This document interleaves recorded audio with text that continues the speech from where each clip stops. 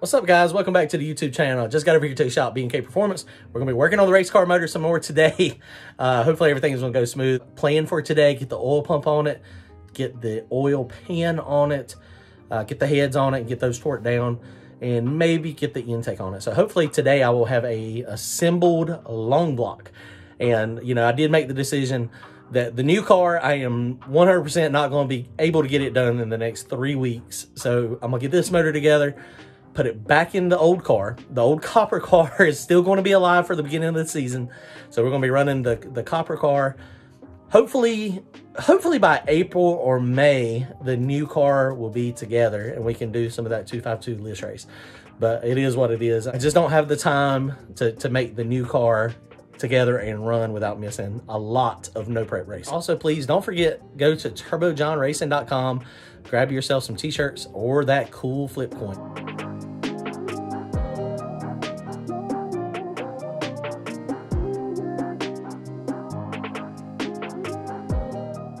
So this is been the old faithful oil pan here. And this thing has been through, man, I think it's like 4 blow-ups with rods. And you can see, it has just killed the pan. And, you know, it's a steel pan.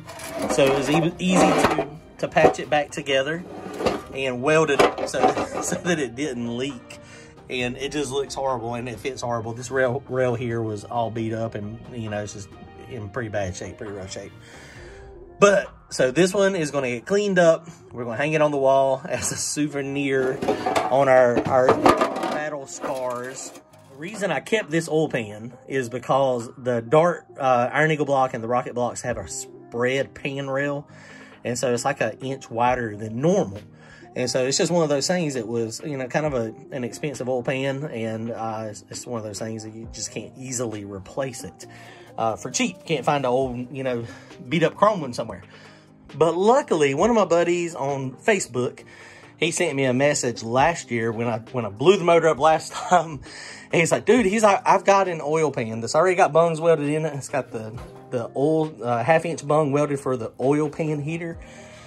And it's the wide pan rail. He just sent it to me and was like, put it on there. So it's been at the house, Chan Park. I really appreciate it. Up for twins. And so he's got number 10 bungs in it. I do run the number 12 bung on mine on the green. So I'm gonna have to cut this one off and weld a number 12 on it. So that's gonna be the first thing I do. So Chan, I really do appreciate it, man. This is awesome. And you can see this one's got the Wendy's tray and it's got all this stuff in it too. That supposedly is worth a little bit of horsepower. So maybe we can pick up a little bit of power as well. So I'm excited. We're gonna have a nice, clean, unmolested, unbeat up, solid oil pan. So that's freaking awesome, awesome, awesome. I really appreciate it. So let's get started, put this stuff together. So one thing I wanted to show y'all real fast too, the difference in size between the number 10 and a number 12. It's a huge difference. So drain lines, most people run a number 10 as a drain. And from what I found is, you know, the higher the turbo is, generally the smaller the drain can be. And the reason why is because you have just the gravity. The gravity is pulling the oil through the line quickly. And so where my turbo is now, I used to have number 10 on my pan. And when I moved the turbo to the very front of the car, I'm still relying on gravity to pull the oil from the turbo to the oil pan. And so what I started experiencing with a number 10 drain in my situation is I was getting smoking. And what was happening, the oil was getting into turbo faster than it could get out. And so the solution for me was to put a number 12 on it. So I'm gonna go ahead and do that again. I hate to cut this off because this is a beautiful welded bung, but so it just is what it is though. So I'm gonna have to take my China version. This is just it's a Parker fitting that I got from the store because I forgot to order a nice stainless steel bung, but that's okay. I'm gonna cut this one off and I'm gonna TIG weld this one on in its place. And of course I'm gonna make the hole bigger. This is actually a 5/8 inch inside diameter and a number 12 is 3/4 of an inch. So here we go. So it really comes down to the steepness of that drain line. If it's very steep and the turbo's high, then a number 10 may work for you. But if the turbo is low and the drain line doesn't have a lot of fall, you may have to use a number 12. All right, guys. Well, we have successfully welded that on. It is not look near as good as it did before, but it is stuck to it, and I think it is not going to leak, which is the goal. Yeah, I think we're good. So now we got to get the oil pump installed. I'm just using a regular Melling HV55, high volume 55 is the part number. So basically I'm gonna stick that on. This one also uses a special oil pump shaft. I don't remember the part number, but it's an iron equal block. So it uses the special shaft, which is special. Don't know how it's special, but it is special somehow. So we gotta stick that on, get it down in there. Always make sure you put the oil pump shaft in before you put on the oil pump. If you don't, you will be pulling it back apart. Ask me how I know. And then, I mean, this just goes right down through there. Easy enough, and I've already cleaned the screen and put the screen on it, so we are good to go there. The other thing I do, this is one of the oil galleys or some type of port, but anytime there's a freeze plug, I'll stake it just a little bit around the edges just so that freeze plug doesn't go flying out. This is the actual spring, and oh, this one's got 2 springs in there. So this one may be high volume, high pressure. It definitely is high volume. That's all it was supposed to be, but it may be high pressure too, which does not hurt my feelings either.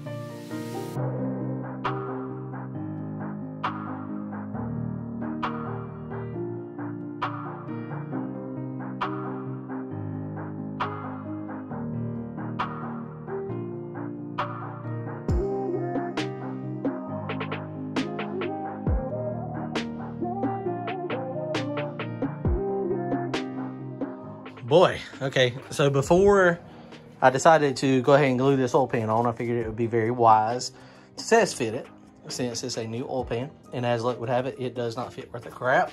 But what I ended up having to do is I had to really open this up. It was hitting the back caps here, and this part down here, I have no idea what that is. I guess it's just a support. I had to really grind that so that it would clear the pickup tube. And then the front, I had to grind as well for the caps. I got a little bit happy on that left one, but it's fine. But you can see how thick that thing normally is. And so I did put it on, turn the motor over, and nothing is hitting any of the scrapers or, you know, the whatever the thing called, the windage tray. So that's good.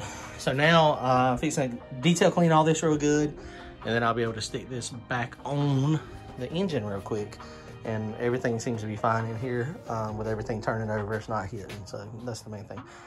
Okay, so let's get it cleaned up, and then we'll get it cleaned up real good, and then we'll silicone it down. And I am not using any type of gasket. I'm just going to use silicone, and I did find a new silicone I'm going to try today.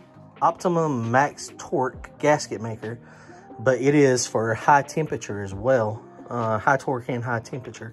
It said it was good to 700 degrees. So I may try this ultra gray maximum stuff on my headers this time as well. Okay, so finally ready to put this oil pan on. Wow, this is taking like 2 hours. So we did end up having to actually modify our pickup here. This was it only had a very, very, very short amount of distance between this and the bottom of the pan. So what we did is I cut this leg off here, and this leg normally was here. And so I put a couple washers here just to give me an extra 1/8 of an inch. So hopefully that's going to be fine. It looks like we got now 3/16 to 3/8. That is about how much we have. That's what we did. What we did when we cut this leg off, we didn't have anything here. We put these, and you can see the first time we dented the screen in pretty good, but we put 2 of these, one here, and basically just put the pan on it, pushed it down, and then it pushed it back and then picked it up. And so that's the amount that it did. And also when it done that, of course, it started hitting the back ledge back here again. So I had to modify that some more. But we're ready to go now. Okay, oil pan's going on.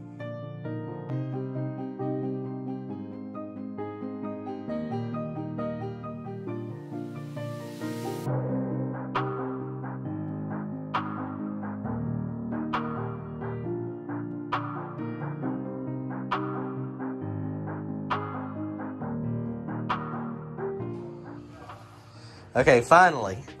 That took a lot of silicone. I ended up having to take this windage tray or scraper, whatever it is, out. It wasn't hitting. I turned it over multiple times and nothing was hitting. And then as soon as I tore it down on the actual pan with the bolts tight, one of the rods was hitting it somewhere, and it was flinging it, ding, ding. So that wasn't gonna work. So yes, I used a bunch of silicone. So hopefully we won't have any leaks. We'll see how that works out. Randy uses clear, well, Brian does too. They use the clear, like 100% silicone, and like you get from Lowe's, and it tends to work pretty good. I wanted to try this stuff, so we're gonna let that dry. And so that's good. The oil pan's on it, and turn the motor over. Nothing hits now. All right, let's turn it over and try to get the heads on it real fast.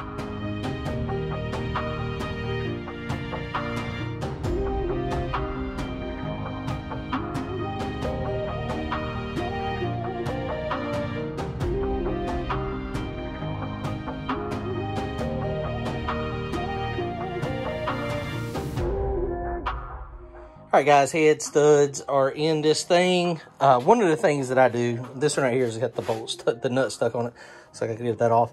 But one thing that is always important, the corner ones. So this one, and the center one is, I always leave those out. And the reason why is because the washer is, it won't go down in there if the stud is in there. So if you leave these corner ones out, the corner ones in the middle, then when the head slides on the motor, then you put the washer in the hole, and then you slide the stud in it.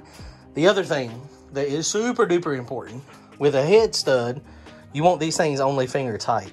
And y'all saw me on that time lapse using this. So what I do is I get it close, and then when I get it close, I stop and then I finish it with my hand. And they're not super tight. A stud, you don't want to bottom out in there. You don't want it to pull on the thread. You want all the torque to be on the top of the stud, and basically it's just pulling.